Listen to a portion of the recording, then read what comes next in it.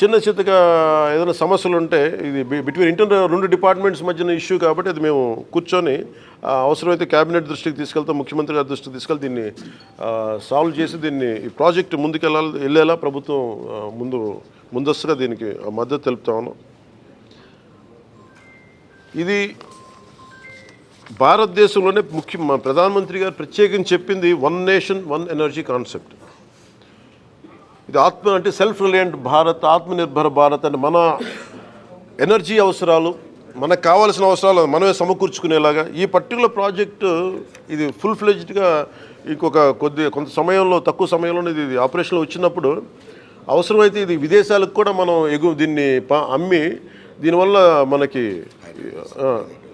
చేసి దానివల్ల మనకి ముఖ్యంగా ఫారిన్ ఎక్స్చేంజ్ రెవెన్యూ కూడా దేశానికి వచ్చే బలమైన అవకాశాలు ఉన్నాయి. ఈ టెక్నికాలిటీస్ అన్నీ లేదా టీమ్ స్పీక్. అందుకని మనస్ఫూర్తిగా మీ అందరికీ ఇక్కడికి వచ్చినందుకు ఇది ఒక కర్నూలు మన నంద్యాలకే కాదు, ఆంధ్రప్రదేశ్కే కాదు, భారతదేశానికి ఇది చాలా అద్భుతమైన పేరు తీసుకొచ్చే ప్రాజెక్టు. మనస్ఫూర్తిగా మీ యాజమాన్యానికి ధన్యవాదాలు తెలుపుతా ఉన్నాను.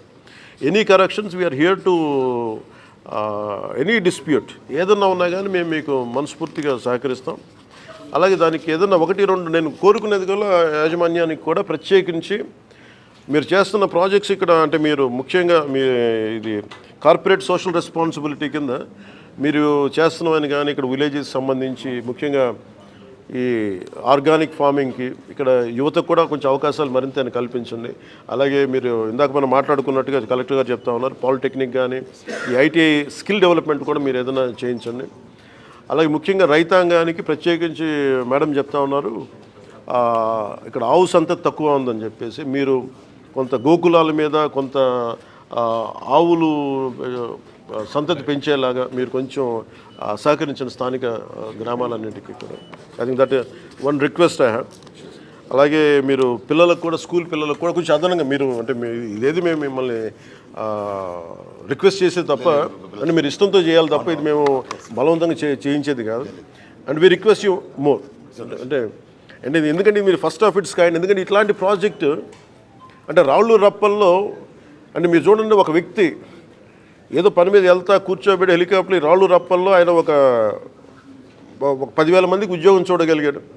ఒక 40,000 మందికి ఈ రోజున చూస్తే నాకు చాలా ఆశ్చర్యం వేసింది. ఎక్కడో అసలు దారి కూడా లేదు, హెలికాప్టర్ అసలు దారి ఏం కనిపించలేదు. కానీ 40,000 మందికి దాదాపు భవిష్యత్తులో ఇంకొక 10,000 మందికి డైరెక్ట్ ఉపాధి కల్పించడం, ఇవన్నీ రాళ్లలో రప్పల్లో ఇంత ఉపాధి అవకాశాలు చూసినందుకు మనస్ఫూర్తిగా గ్రీన్ కో కంపెనీ యాజమాన్యానికి మనస్ఫూర్తిగా నా ధన్యవాదాలు ఫుల్ హార్టెడ్లీ. అంటే ఈ ప్రాజెక్ట్ నేను ఇందాక అడిగింది ఏంటంటే అందరినీ మా పేషెంట్ కూడా అడిగింది అసలు ఈ ప్రాజెక్టు దీన్ని ఏం చేస్తే ప్రాజెక్ట్ నాకు అర్థమయ్యే మామూలు భాషలో చెప్పండి, నాకు ఈ మెగావాట్లు గిగావాట్లు నాకు ఎందుకు కొంచెం అర్థం కావడం కొంచెం ఇబ్బందిగా ఉంటుంది. అంటే నేను ఒక ఇంట్లో కూర్చొని నేను లైట్లు వేసుకుంటే నాకు ఎన్నింట్లో లైట్లు వెలుగుతాయని అడిగితే 43 లక్షల ఇళ్లల్లో ఒక 200 యూనిట్లు చొప్పున రోజుకి వాడుకుంటే 43 లక్షల ఇళ్ళకి ఈ ప్రాజెక్టు డైరెక్ట్ పవర్ ఇవ్వగలదు. నెలకి 200 యూనిట్లు.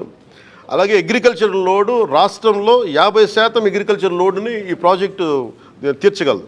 అంటే ఆంధ్రప్రదేశ్ తాలూకు ఎనర్జీ అవసరాలని 3వ వంతుని ఈ ప్రాజెక్టు అంత సత్తా ఉన్న ప్రాజెక్టు. సో అందుకని మనస్ఫూర్తిగా ఇలాంటి ప్రాజెక్ట్ని మీరు ఆంధ్రప్రదేశ్లో పెట్టినందుకు ఎవరు చూడనప్పుడు మీరు అంటే ఈ రోజున నిన్న మన ఎన్టీపీసీ కూడా చూసాం, మన ప్రధానమంత్రి గారు ఓపెన్ చేశారు.